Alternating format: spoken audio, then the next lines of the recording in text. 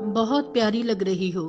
असद की आवाज पे माहा ने नजरें उठाकर इसकी तरफ देखा, जो अपने हाथ पे लगे कांटे के दर्द को महसूस कर रही थी।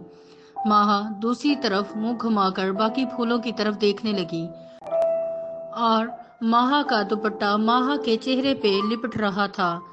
हवा अब पहले से ज्यादा तेज हो रही थी और असद माहा के चेहरे को देखकर खुश हो रहा था। अब माहा का दुपट्टा असद के चेहरे पे बार बार लग रहा था। माहा ने पीछे मुड़कर देखा तो अपना दुपट्टा संभालने की कोशिश की, लेकिन दुपट्टे का दूसरा सिरा असद ने अपने हाथ में पकड़ लिया।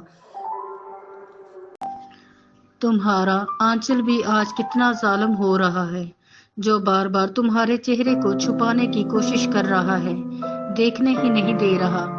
असद मोहब्बत भरे अंदाज में कह रहा था, लेकिन असद की बात ने माहा को दानियल के ख्यालों में गुम कर दिया था कि जब पहली बार दानियल माहा के घर आया था इसे देखने के लिए, तो उसने माहा से कहा था कि मैं आपका दीवाना हो गया था जब मैंने पहली बार आपको देखने की कोशिश की, मगर आपका सफेद दुपट्टा बार बार आपके चेहरे को छुपा रहा था। कितना जुल्म कर रहा था ना मुझ पे।